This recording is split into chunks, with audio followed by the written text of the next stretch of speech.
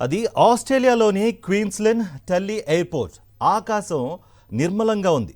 సాధారణంగా sky driving విన్యాసం కోసం సిద్ధమైన ప్రత్యేక రోజు అది.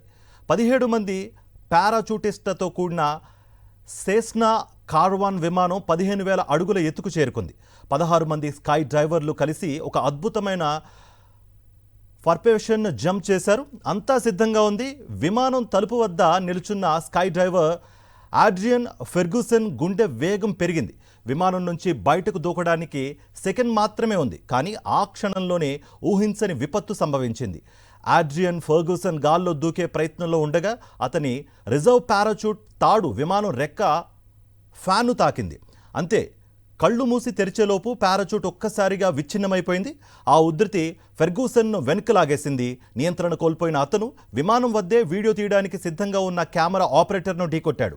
ఆ ఆపరేటర్ వెంటనే విమానం నుంచి బయటకు దూకి ఫ్రీ ఫాల్లో పడిపోయాడు. కళ్ళు మూసి తెరిచేలోపే ఫెర్గూసన్ కాళ్ళు విమానం తోక భాగంలోని హారిజాంటల్ స్టెబిలైజర్కు బలంగా తాకాయి. అంతలో తెరుచుకున్న పారాచూట్ మొత్తం తోకకు చుట్టుకుపోయింది. 15,000 అడుగుల ఎత్తులో ఆడ్రియన్ ఫెర్గూసన్ విమానం తోకకు వేలాడుతూ చావు అంచున చిక్కుకున్నాడు. ఆ ప్రమాదకర స్థితిలో ఆడ్రియన్ ఫెర్గూసన్ భయంతో వణికిపోకుండా అద్భుతమైన ధైర్యాన్ని ప్రదర్శించాడు. ఇప్పుడు అతని వద్ద ఉన్న ఒకే ఒక్క ఆయుధం చేతిలో ఉన్న చిన్న హుక్ కత్తి. ఆ చిన్న కత్తితోనే ఆడ్రియన్ మృత్యువుతో పోరాడాలి. ఆడ్రియన్ తన వద్ద ఉన్న చిన్న హుక్ కత్తి తీశాడు. వేలాడుతూనే విమానం తోకకు చిక్కుకుపోయిన తన రిజర్వ్ పారాచూట్ లైన్ను ఒక్కొక్కటిగా కోయడం మొదలుపెట్టాడు. ఆఖరికి 11 లేన్లను తెగొట్టగలిగాడు. చివరికి చిరిగిన పారాచూట్లోని కొంత భాగంతో విమానం నుంచి పూర్తిగా విడిపోయి కిందకు పడిపోవడం మొదలుపెట్టాడు. వెంటనే ఆడ్రియన్ తన ప్రధాన పారాచూట్ను తెరిచాడు.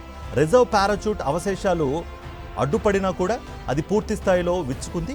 చివరకు ఫెర్గూసన్ కేవలం స్వల్ప గాయాలతో సురక్షితంగా భూమిపై ల్యాండ్ అయ్యాడు.